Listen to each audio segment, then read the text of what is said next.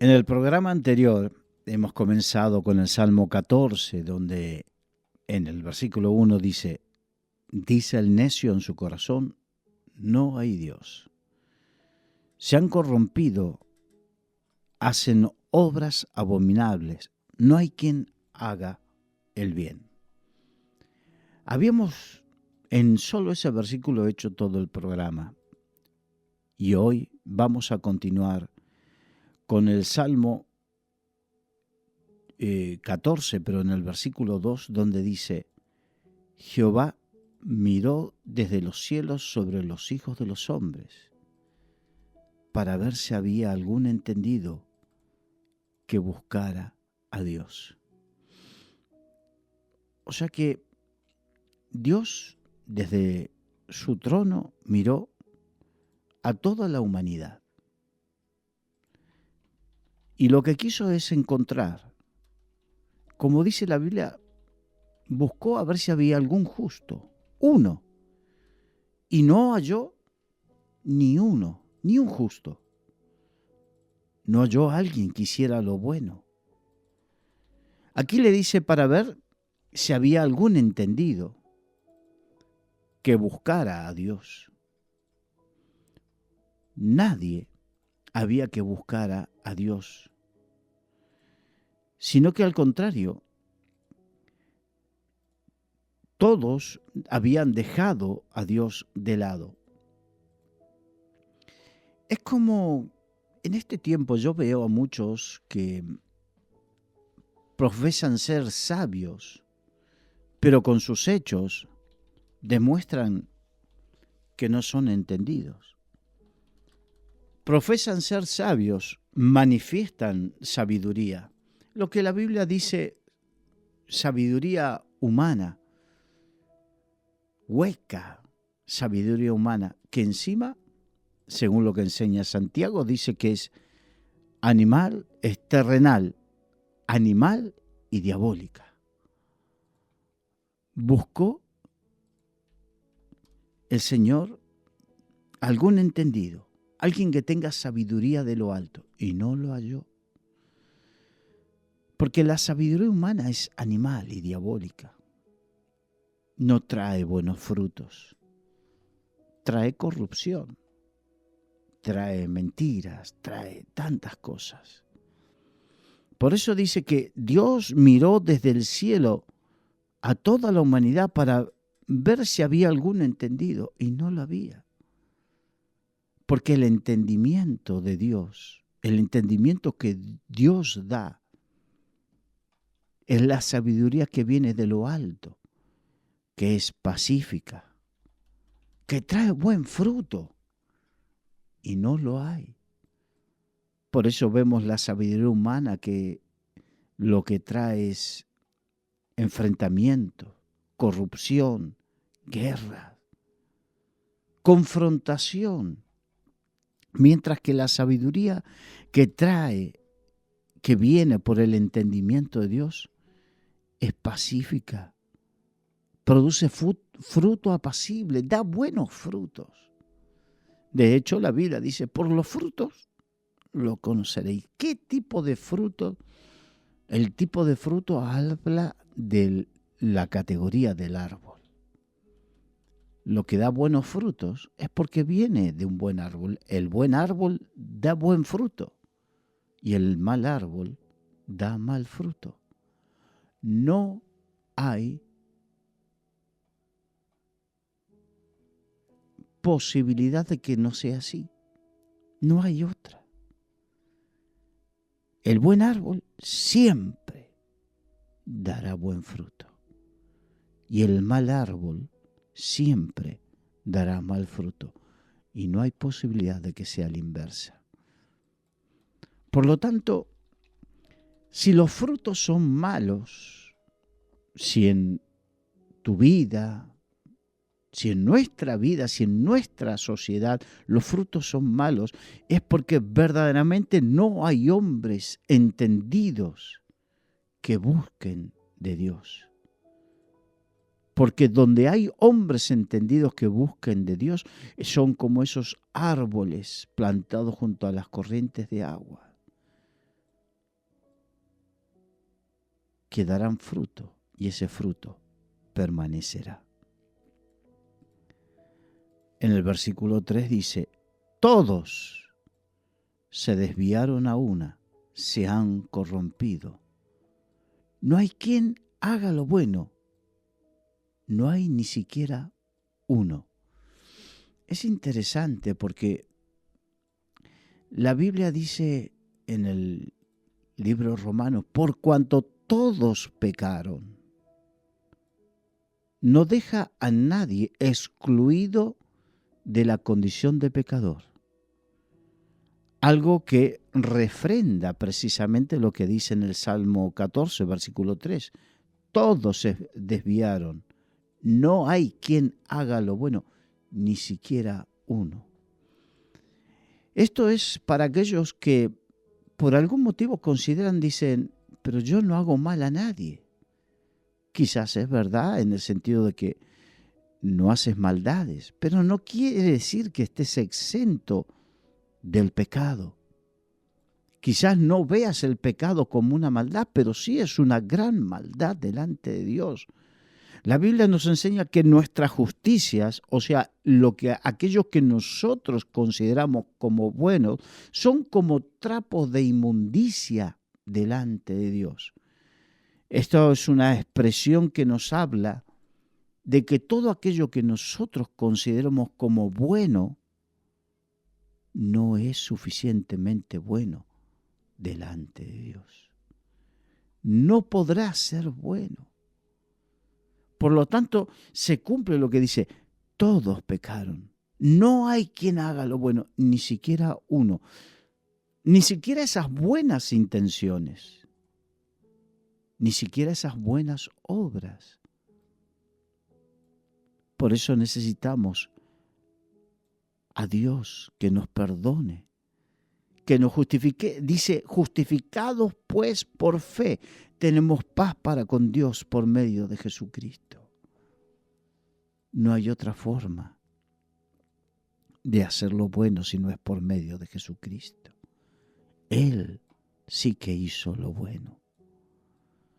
Él sí fue quien verdaderamente hizo lo bueno y pagó por nuestra maldad en la cruz del Calvario. No había quien haga lo bueno, ni aún uno. Yo sé que muchos están pensando, pero si mi padre, mi madre, mis abuelos, era un santo, era una buena persona, no voy a ofenderte dudando de las cualidades de tu ser querido. Pero ni aún el mejor de los hombres podía satisfacer la santidad de Dios. Ni aún el mejor de los hombres podía hacer obras que satisfagan a Dios, porque el nivel de pureza y de santidad de Dios es infinitamente superior. Es el nivel de pureza y santidad que hemos perdido en el huerto del Edén, del huerto del Edén hacia aquí. Por eso dice que Dios miró desde los cielos y buscó uno y no lo halló. Por eso tuvo que enviar a su Hijo, a Jesucristo, a la cruz del Calvario, a morir en tu lugar y en mi lugar, para que seamos justos delante de Dios. La justicia que no teníamos por nosotros, por nuestros actos, por nuestra forma de ser, la obtenemos por medio de la fe en Jesucristo. Y ahí ya el Señor nos mira de otra manera. Vamos al versículo 4, donde el salmista se pregunta, ¿no tienen discernimiento todos los que hacen iniquidad, que devoran a mi pueblo como si comiesen pan, y a Jehová no invocan? Muchas veces, ¿cuántas veces nos preguntamos cuando vemos la maldad y pensamos, no tiene conciencia? La mucha gente se pregunta, pero ¿no tienen conciencia de lo que están haciendo?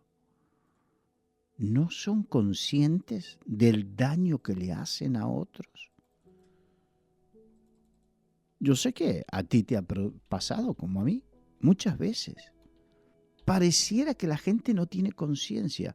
Discernir significa diferenciar. La gente parece que no diferencia entre lo bueno y lo malo. No diferencia entre hacer bien y hacer mal. Ese es un problema. Eso significa que se está perdiendo el temor de Dios, de que algún día todos los que hacen mal, como los que hacen bien, pero un día todos tendremos que rendir cuentas delante de Dios.